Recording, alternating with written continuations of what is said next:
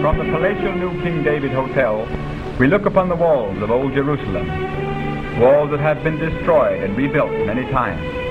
The present ones dating from the 13th century and restored by Suleiman the Great between 1537 and 1541.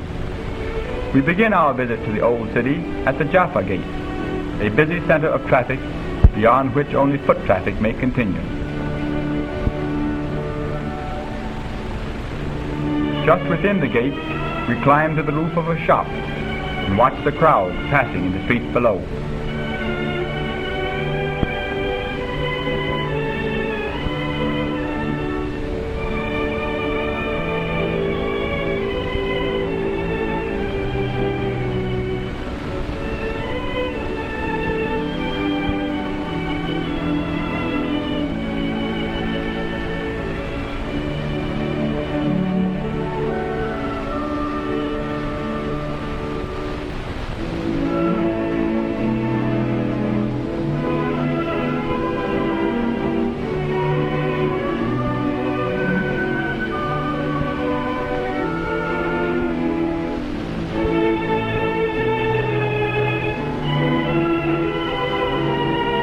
The narrow David Street, one of the chief business streets, leads from the Jaffa Gate through the city to the Haram es-Sharif.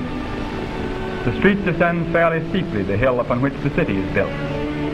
All the shops are narrow, and most of them overflow into the already crowded passageways.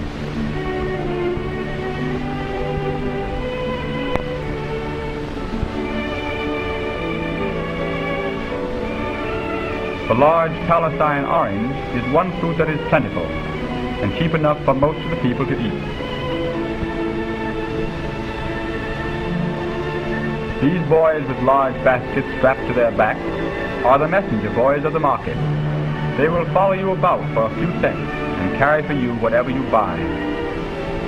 This man is but one of the many money changers still to be found.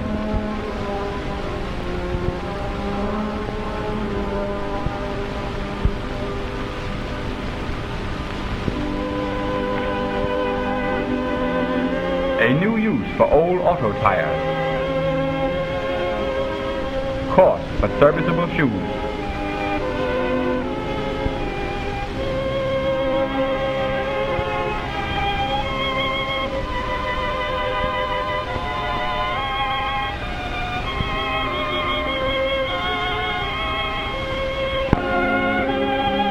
We wander on through the vaulted streets. They are dirty and dark, the sun penetrating through the small openings only in the middle of the day, casting as it does a strange light on the passers-by.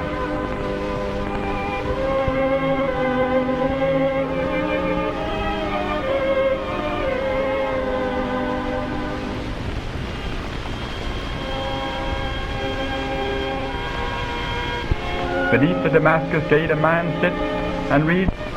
From the Damascus Gate we follow a winding street. A street that leads through many arched passageways.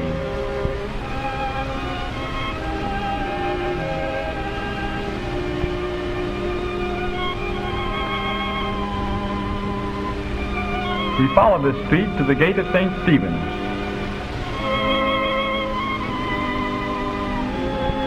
From where we look across to the Mount of Olives. Near the foot of the hill is the quiet little garden of Gethsemane, now the property and in the care of the Franciscans.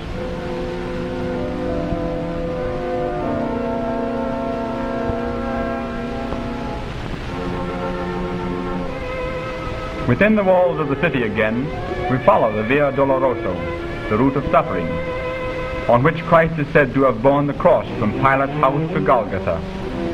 At the upper end of the route is a small opening cut in a stone wall. Through this we pass and stand in a court before the Church of the Holy Sepulchre. We enter the church through a door to the left. Within, in the center of the rotunda, is the chapel of the Holy Sepulchre. The great rotunda still has the foundation pillars and the massive outer walls of the Crusaders' church. We look over the housetops of the city toward the Haram es-Sharif, which is perhaps one of the most interesting places in Jerusalem. We pass along the street of the Christians and through the lower end of David Street. to reach the noble sanctuary. On its site, King David erected an altar, and Solomon built his palace and temple. Here stood also a second temple, erected after the Babylonish captivity, and the third temple begun by Herod the Great.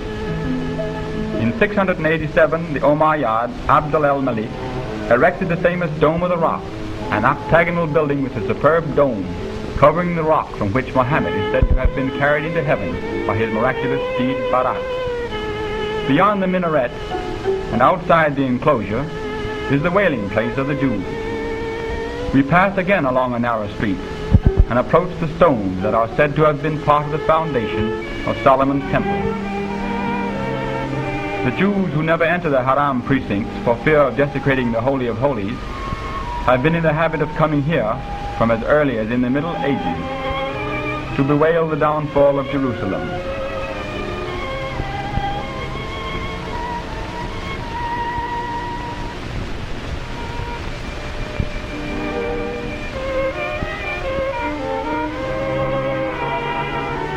Today they come from all over the world to pray and to lament.